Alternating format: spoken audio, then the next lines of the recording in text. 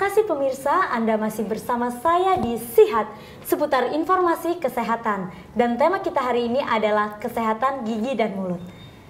Sebelumnya saya ingin cek suara penonton dulu nih dari Setia Tabalong. Boleh minta tepuk tangannya dong? Oke, terima kasih ya teman-teman dari Setia Tabalong. Oke, kita akan lanjutkan berbincang-bincang dengan Dokter Agung nih. Iya dokter, jadi selanjutnya nih dok, tentang gigi, masih berkaitan dengan gigi dan mulut ya dok ya. Tumbuh kembang gigi itu dimulai dari usia berapa sih dok sebenarnya? Sebenarnya untuk pertumbuhan gigi itu mulai dari apa ya? Mulai dari bayi dalam perut sudah terbentuk sebenarnya ya. Yang dimaksud di sini untuk mulai pertumbuhan yang kita biasa kan pada anak-anak ya. Pada anak-anak itu biasanya sekitar umur 8 sampai 12 bulan tuh mulai tumbuh biasanya. 8 sampai 12 bulan. Tahun atau 12 bulan nih dok? Bulan. Oh 12 bulan. Oke, Gitu. itu sudah mulai tumbuh. Tapi ada yang terlambat itu juga dok? untuk gigi anak-anak maksudnya di sini ya. Untuk gigi anak-anak. Ada dok yang terlambat selain usia itu? Atau memang normalnya? Pada kasus-kasus tertentu emang sering kita temuin ya, ada misalnya ibu dengan bawa anaknya periksa itu, kenapa dok ini kok udah umur segini belum tumbuh belum gitu tumbuh ya dok ya? Gitu. Banyak sih kejadian yang ditanyakan seperti itu ya. Jadi memang apa ya, untuk pertumbuhan gigi ini dari tiap individu itu memang bervariasi ya. Cuman range rata-ratanya untuk anak-anak tuh mulai muncul di gusi biasanya sekitar 8 sampai 12 bulan tuh sudah mulai tumbuh ya dok ya. Okay. Nanti untuk pergantiannya mulai lepas biasanya sekitar 6-7 tahun tuh udah mulai lepas dan berganti dengan menjadi gigi permanen yang awalnya gigi apa tuh dok sebutannya? Gigi anak-anak ya, gigi susu ya, ya, gigi susu ya dok ya, kita sering nyebutnya ya. Kalau gigi permanen nih dok yang lepas itu tidak akan berganti lagi dok? Ya jelas dong. Oh iya, bisa ganti dengan yang palsu. Dengan yang palsu ya dok ya. Oke. Sebenarnya pemakaian gigi palsu itu aman nggak sih dok? Untuk pemakaian gigi palsu sebenarnya kan gini, tujuan kita membuat gigi palsu itu untuk apa? Ayo, tujuan kita membuat gigi palsu itu kan utamanya kan untuk mengembalikan fungsi kunyah kita kan. Kalau di belakang kan geram kan bisa mengembalikan fungsi kunyah kita. Kalau di depan bisa mengembalikan fungsi kunyah, gigit, dan estetik tentunya ya. Jadi sebenarnya itu aman saja ya dok ya kalau digunakan? Selama prosedurnya sesuai dengan apa ya, kesehatan rongga mulut kita, pasti aman sekali. Banyak kita temuin di apa ya, di tempat kerja kita itu gigi-gigi palsu yang dibuat sembarangan tuh banyak sekali. Jadi rata-rata itu dia datang dengan keluhan tuh apa ya, gusinya itu bengkak, terus apa, keluar nanah, baunya udah luar biasa. Setelah kita cek ternyata di dalam itu ada gigi palsu yang dibuat sembarangan. Bukan oleh ahlinya dok? Bukan oleh ahlinya. Sebenarnya gini ya, apa ya, gigi palsu itu untuk ahli gigi atau tukang itu sebenarnya boleh aja diizinkan, tuh ada izinnya itu. Cuman mereka boleh ngerjakan kompetensinya untuk yang lepasan ya. Oh, untuk yang dilepas pasang yang gitu bisa dok dilepas ya? pasang. Bukan yang ditanam gitu dok? Bukan yang ditanam. Itu pun mayoritas yang kita temuin tuh kalau dengan kasus yang sudah bengkak, sakit, datang ke puskesmas tuh biasanya setelah kita bongkar itu masih banyak di situ, di bawahnya tuh akar gigi yang nggak dicabut. Oh, jadi masih tersisa ya dok? Masih tersisa di situ. Makanya kenapa dalam perjalanannya menyebabkan bengkak, sakit, dan tentunya pasti bau mulutnya luar biasa. Luar biasa. Soalnya kan di bawahnya plat itu kan masih ada sisa akar. Radangnya di situ luar biasa, dan itu yang bisa menyebabkan bau yang luar biasa. Mulut. Apakah bau mulut ini sebenarnya bisa kita tangani dok? Apakah hanya dengan sikat gigi atau ada cara lain untuk membasmi bau mulut dok? Jadi gini, bau mulut itu bisa disebabkan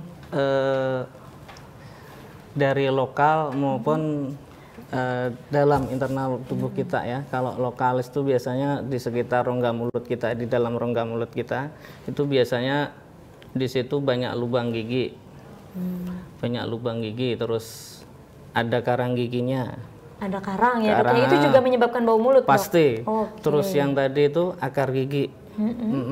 Kenapa menyebabkan bau? Ya kalau lubang tadi misalnya nggak tertutup kan di situ, bayangkan kita habis makan, apalagi makan paes itu. Iya. Paes pengen daging itu kan luar biasa kan, terjebak di lubangnya itu semalaman, besoknya sampean bayangin coba kayak apa baunya, luar biasa. Terus kalau misalnya tadi karang gigi, dengan adanya banyak karang gigi di gigi kita itu bisa menyebabkan radang dari gusi di sekitar gigi-gigi kita. Dan radang tuh baunya pasti keluar, ya, pasti keluar. Kan ada nanahnya pasti kan di situ. Terus sama akar gigi tadi, kan bisa menyebabkan radang juga kan. Selain itu juga sariawan biasanya. Oh, sariawan juga menyebabkan bau mulut ya, dok? Pasti ya? Itu, pasti ya, bau. Untuk yang internal tadi kan yang lokal aja. Kalau yang dari dalam tuh biasanya makanan apa yang pernah kita makan sebelumnya itu. Misalnya jengkol, bisa jadi ya, dok? Jaring ya. Jaring. Kalau kita habis makan tuh pasti kan bau ya. Bau ya. Selain itu bisa karena kanker. Kanker juga, dok. Kanker rongga mulut dan dalam bisa, atau asam lambung kita tinggi. Itu pasti nanti manifestasinya dari ke bau mulut juga di situ. Penderita mah kemungkinan bau mulutnya pasti ada. Pasti ada ya, dok ya. Oh, ternyata dia saling berkaitan ya, dok. Berkaitan ya. Dan untuk ngecek itu harus memang harus dibawa kan. Harus dibawa periksa ya. Ahlinya tentunya, ya, dok ya. Untuk itu, dok, apakah cukup hanya dengan menyikat gigi atau kita bisa melakukan kegiatan lain, dok, untuk menghilangkan bau mulut tersebut?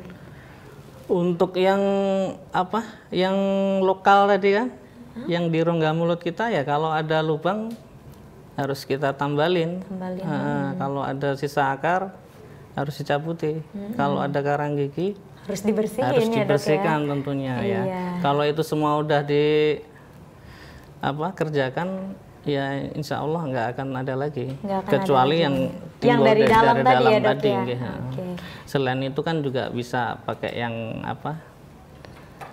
obat-obat kumur tertentu.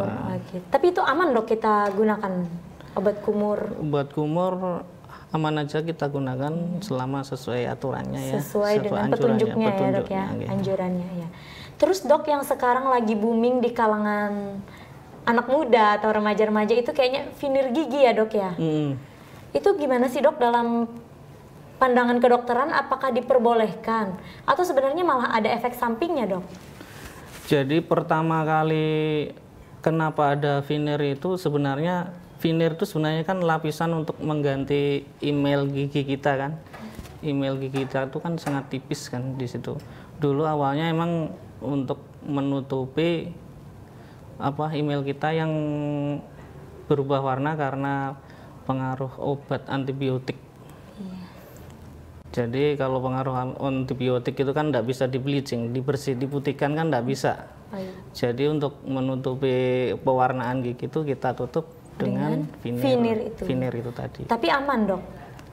Selama dikerjakan dengan prosedur aman ya, dok ya. Berarti boleh-boleh saja ya, dok ya. Boleh-boleh saja. Apalagi ngetren sekarang kan gigi bagus-bagus kan minta di veneer kan, minta dipanjangin 2 di tengah. Iya, sebutannya gigi kelinci katanya ya, dok ya. Lagi musim-musimnya kemarin.